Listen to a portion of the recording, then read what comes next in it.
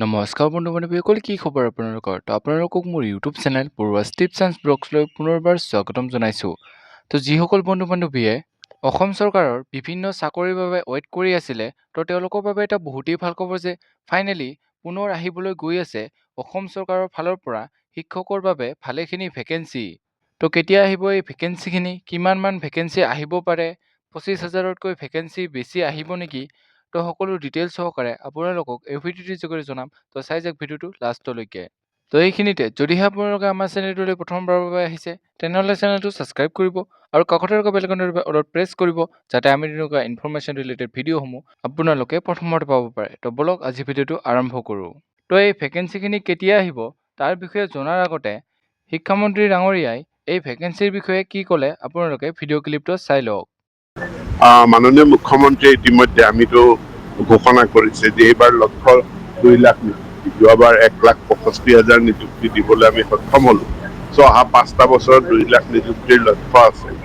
স্বাভাৱিকতে শিক্ষা বিভাগত যথেষ্টখিনি ভেকেঞ্চি আছে।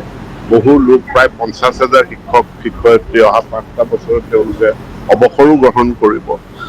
গতিকে তাৰ বিপৰীতে এক বৃহৎ নিযুক্তি শিক্ষা বিভাগত 5টা বছৰ পৰ্যায়ক্ৰমে হ'ব। তো বন্ধু-বান্ধৱীসকল, আপোনালোকে হয়তো এতিয়া শুনিলে যে অসমৰ শিক্ষামন্ত্ৰী ডাঙৰীয়াই এই ভেকেঞ্চিখিনিৰ বিষয়ে কি ক'লে।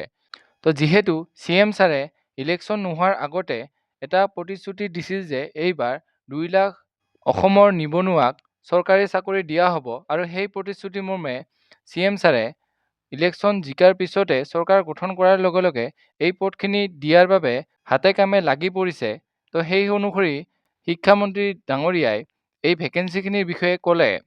তো আপোনালোকে হয়তো শিক্ষামন্ত্ৰী ডাঙৰীয়াৰ পৰা শুনিলে যে অসমত শিক্ষা বিভাগৰ বহুখিনি ভেকেঞ্চি, অৰ্থাৎ 50,000তকৈ অধিক ভেকেঞ্চি খালী আছে।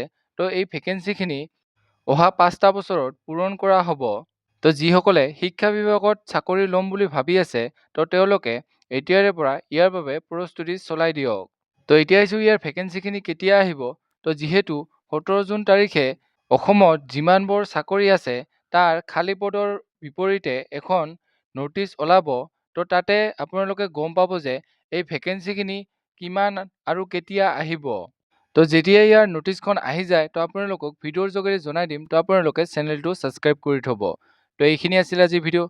যদি ভিডিঅ'টো চাই ভাল পালে তেনেহ'লে লাইক কৰিব, কমেণ্ট কৰিব, বন্ধু-বান্ধৱীসকলৰ লগত ভিডিঅ'টো শ্বেয়াৰ কৰিব, যাতে তেওঁলোকে ইনফৰমেশ্যনটো পাব পাৰে। তো আজিলৈ ইমানেই। জয় হিন্দ, জয় আই অসম।